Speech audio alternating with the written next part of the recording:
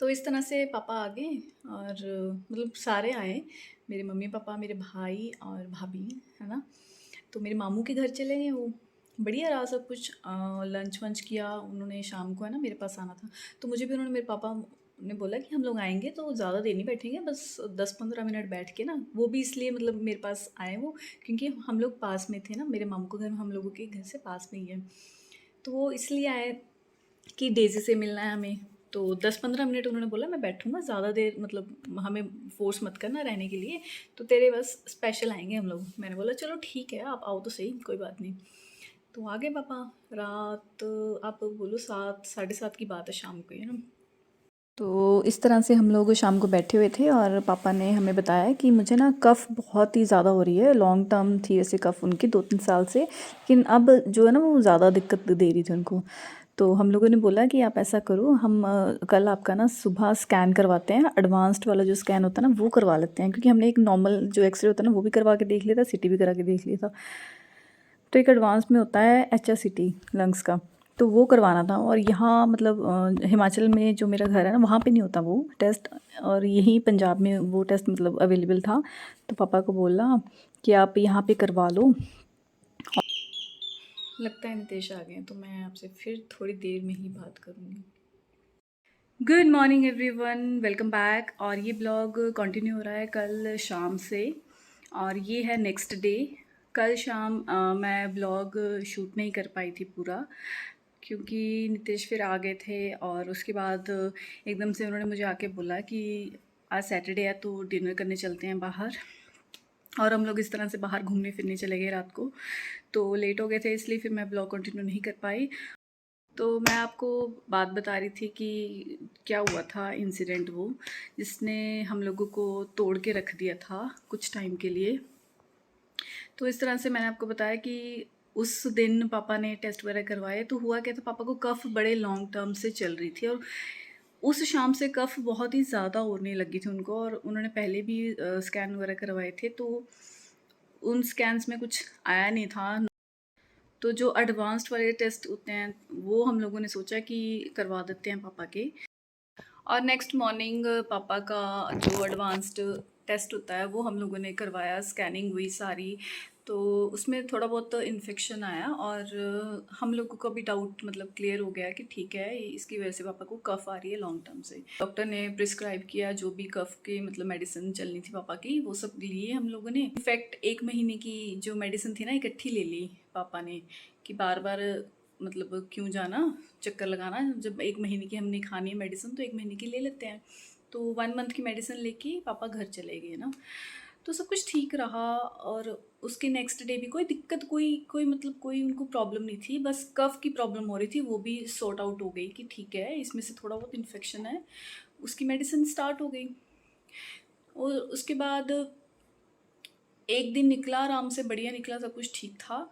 ये थर्सडे की बात है, लाइक वेनसडे मेरे पास आए थे पापा, थर्सडे वापस गए, और बढ़िया निकला। फ्राइडे की बात है शायद, हाँ। तो फ्राइडे शाम को उनको ना पेन, मतलब शाम नहीं कह सकते आप, रात 10 बजे की बात बताती हूँ मैं आपको। तो रात 10 बजे उनको पेन स्टार्ट हो गया, चेस्ट बर्न होने लगी उनकी। और चेस्ट बर्न हुई तो हम लोगों की भी जैसे होती है ना हल्की फुल्की ऐसे, मतलब हमें लगता है कि जलन हो रही है छाती में, तो हम लोग एंटासिड ले लेते हैं ना, दवाई वगैरह ली उन्होंने, तो उससे फ़र्क नहीं पड़ रहा था उनको। 1 घंटा देखा, 1.5 घंटा देखा, 2 घंटे देखे, फ़र्क नहीं पड़ रहा था उनको। ऐसे मतलब फील हो रहा था जैसे छाती में से जलन जैसी होती है। पहले भी होता है, सबके साथ होता है, हम लोगों के साथ भी होता है। तो कोई बड़ी बात नहीं थी, और कोई उनको कोई सिम्टम नहीं था, कोई लेफ़्ट आर्म में कोई पेन नहीं जा रही थी, कुछ कोई सिम्टम नहीं था, कोई बैक में पेन नहीं जा रही थी, नथिंग। सिर्फ इस तरह से जलन फील हो रही थी उनको। तो 1.5-2 घंटा बीता इस तरह से। तो फिर उसके बाद जब पेन सबसाइड नहीं करी उनकी, तो उन्होंने मतलब हॉस्पिटल जाने का डिसीज़न लिया कि हम लोग अब टेस्ट वगैरह करवा के देख लेते हैं, कोई और दिक्कत ना हो, क्योंकि पेन ठीक नहीं हो रही है। रात को फिर हॉस्पिटल विज़िट किया, और वहाँ पे जो टेस्ट होते हैं ना, ईसीजी ये वो सब कुछ करवाया उन्होंने। तो 1-2 घंटा तो टेस्टिंग में लग जाता है। फिर उसके बाद जो टेस्टिंग हुई, ट्रोपोनिन इस तरह से जो टेस्ट होता है वो पॉजिटिव आ गया। वो हार्ट का मतलब टेस्ट होता है एक, कि हार्ट फेलियर में अगर हो तो उस टेस्ट को मतलब किया जाता है, और वो टेस्ट पॉजिटिव आ गया। तो मतलब हम लोगों को पता लग गया कि ये कोई ऐसी आम प्रॉब्लम नहीं है, कार्डिक प्रॉब्लम है ये। फिर उसके बाद सब कुछ मतलब जैसे होता है एकदम से सडन एक्शन लेना, सब कुछ मतलब हम लोगों ने किया है ना, एकदम से प्लान किया। फोर्टिस हॉस्पिटल जो है हम लोगों के मतलब पास में है चंडीगढ़, तो हम लोग वहाँ चले गए। फिर उसके बाद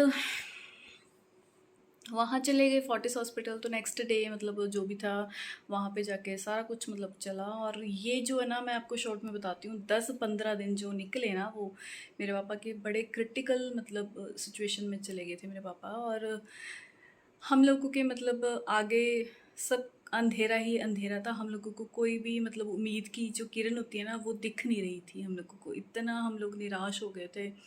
हर जगह मतलब यही मतलब बात सुनने को मिल रही थी कि सिचुएशन क्रिटिकल है, कुछ बोल नहीं सकते, कुछ कह नहीं सकते ना। वो वो समय हम लोगों का कैसे निकला, वो तो जिस पे बीतती है वही बता सकता है। और मतलब हम लोग एक एक पल हम लोगों का बड़ी मुश्किल से निकल रहा था। और गुड न्यूज़ मतलब सुनने के लिए ना कान तरस चुके थे हम लोगों के, कि कब कोई अच्छी खबर हमें बता दे आके। और पापा मतलब सीसीयू में थे, तो कोई मिलने नहीं देता था उनसे। बड़ी मतलब हम लोगों के लिए ना वो घुटन वाले दिन थे। 10-15 दिन इस तरह से रहे वो दिन। और फिर अब मेरे पापा ठीक हैं, उनका मेडिकल मैनेजमेंट चल रहा है, दवाइयाँ ठीक है चल रही है, सब कुछ ठीक हो गया फाइनली। एट दी एंड सब कुछ भगवान ने ठीक कर दिया, और मेरे पापा मतलब घर आ गए हैं। और ये जो है ना, ये लास्ट मंथ की बात है जो मैं आपको बता रही हूँ। और मैंने इस दौरान बिल्कुल भी शूट नहीं किया। मेरा बिल्कुल भी दिल नहीं था वीडियो बनाने का, कैमरा तक उठाने का दिल नहीं कर रहा था मेरा। मैंने काफ़ी ट्राई किया मैं करूँ, लेकिन मुझसे हुआ नहीं। बिकॉज जब बंदा स्ट्रेस में होता है ना, तो मतलब जब माइंड आपका नहीं ठीक है तो आप कुछ नहीं कर सकते हो। और फिर जब मेरे पापा मतलब थोड़े नॉर्मल हो गए, घर आ गए ना, फिर तो दोबारा से मैंने कैमरा उठाया और ब्लॉगिंग स्टार्ट की। और जो वीडियोस थी शादी की ना, सारा मैंने दोबारा से मतलब बैठ के उनको किया, एडिट किया और आप लोगों तक पहुंचाया। एंड ऐसा था ये बैड फेस मेरी लाइफ में, जो मैंने सोचा मैं आप लोगों के साथ ज़रूर शेयर करूं। क्योंकि अब मैं ब्लॉगिंग करती हूँ तो ये नहीं कि मतलब, हाँ, आपको मैं पॉजिटिव दिखाने की ही कोशिश करती हूँ। और मैं सोच रही थी मैं ये बात आपको ना बताऊँ, लेकिन फिर मेरे दिल में ये बात है कि अगर मैंने ब्लॉगिंग स्टार्ट की है तो आप लोगों को, अगर मेरा अच्छा वक्त चल रहा है, खुशी का वक्त चल रहा है, तो वो मैं शेयर कर रही हूँ। अगर दुख का वक्त चल रहा है तो वो क्यों ना मैं आप लोगों के साथ शेयर करूँ। बिकॉज़ अब जो मेरी फैमिली है, वो आप लोग भी मेरी फैमिली में इंक्लूड हो चुके हो। तो फाइनली फिर मैंने कैमरा उठाया और आप लोगों से मेरा जो मतलब बात करने का दिल था, वो मैंने आप लोगों के साथ की। और सच में यार, ये मतलब जो कहावत बनी हुई है ना कि दुख आए लेकिन सुख का आए, मतलब दुख आए लाइफ में, बिल्कुल आए, सुख दुख तो चलता है, लेकिन दुख आने के बाद अगर सब कुछ ठीक हो जाता है ना, तो उसे बोलते हैं दुख आए लेकिन सुख का आए।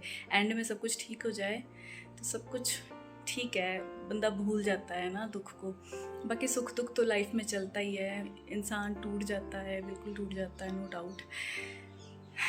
तो ऐसा था पिछला मंथ मेरी लाइफ में, इस तरह से निकला। और हम लोगों का लिटरली जो मतलब शादी का ना जो होता है ना एक्साइटमेंट, अभी वो ख़त्म तक नहीं हुई थी, और एकदम से सारा कुछ ना डिस्टर्ब हो गया हम लोगों का, पूरी फैमिली में। हर तरफ से निराश होना, जैसे बंदा डिप्रेस्ड हो जाता ना, हर एक बंदा डिप्रेस्ड हो गया था मेरी फैमिली में। और मेरी मम्मी, मतलब मैं सीरियसली बोलती हूँ कि इस तरह से मतलब जो एक औरत होती है ना, वो बहुत नाजुक, हम लोग बोलते हैं औरत को, लेकिन नाजुक नहीं होती औरत। सीरियसली मैंने अपनी मम्मी को सिचुएशन हैंडल करते हुए इस तरह से देखा है, हर एक सिचुएशन उन्होंने इतनी स्ट्रांगली हैंडल की है। और मुझे भी ये चीज़ उनसे सीखने को मिली है कि लाइफ में सुख दुख चलते रहते हैं, लेकिन अपने आप को जहाँ तक हो स्ट्रांग रखें और स्ट्रांग बनने की कोशिश करें। बिकॉज़ अगर बुरा वक्त हम लोगों के सामने खड़ता है तो उसे फेस करना ही है हम लोगों को। तो अगर आप वीक होके फेस करोगे तब भी कुछ नहीं बनना है, अगर आप स्ट्रॉन्ग पे फेस करोगे तो कितनी मतलब चीज़ें होती है जो बंदा हैंडल कर लेता है कामली। और माइंड बिल्कुल डिस्टर्ब हुआ होता है उस वक्त, तो हमें स्ट्रॉन्ग रहना अगर आता हो तो हम लोग सिचुएशन से बाहर भी निकल सकते हैं और हैंडल भी कर सकते हैं, और डिसीज़न लेने में मतलब आसानी होती है। और उस वक्त जो डिसीज़न हम लोग लेते हैं ना, वो हम लोगों के लिए बहुत ही ज़्यादा क्रिटिकल होता है, उस पर ही हमारा फ्यूचर जो होता है बना होता है। और इसलिए अगर आप डिसीज़न अच्छा लेना चाहते हो तो आपको हर एक सिचुएशन में स्ट्रॉन्ग रहना सीखना होगा, और कामली सिचुएशन से बाहर कैसे निकलना है वो भी आपको करना पड़ेगा। तो ऐसा था कुछ ये वाला ब्लॉग, मैंने आप लोगों से आज दिल खोल के पहली बार जो है मेरी मतलब ब्लॉगिंग के दौरान मैंने बात की है। एंड आई होप आप लोगों को मेरा कंटेंट जो मैं डाल रही हूँ वो अच्छा लग रहा होगा। तो अगर आप मेरे चैनल पे नए हो तो प्लीज़ इसे ज़रूर सब्सक्राइब कर लेना, ताकि मेरी आने वाली जो वीडियोस की नोटिफिकेशंस है वो आप लोगों को मिलती रहे। And that's all for today's video. Thank you so much for watching my videos. Love you, bye bye. और जो वो वाली मैंने आपको बात बताई थी कि मम्मी पापा आए थे, मेरी भाभी, मेरा भैया आया था हम लोगों के घर पे, तो उसकी वीडियो भी मेरे पास अभी तक ऐसी पड़ी है, वो भी मैं जल्दी अपलोड करूँगी आप लोगों के लिए। और बने रहना मेरे चैनल के साथ, क्या बोलते हैं इसको, बने रहना मेरे साथ। Thank you so much for watching, bye bye, see you in the next video. गल्ला तो करो, कोई ज्योति नु कर दो। और बजे तू फाइन, ठीक ठाक, सब ठीक है, खैरियत है, बढ़िया फोन टिप टॉप। जी भाभी लगा दे देखना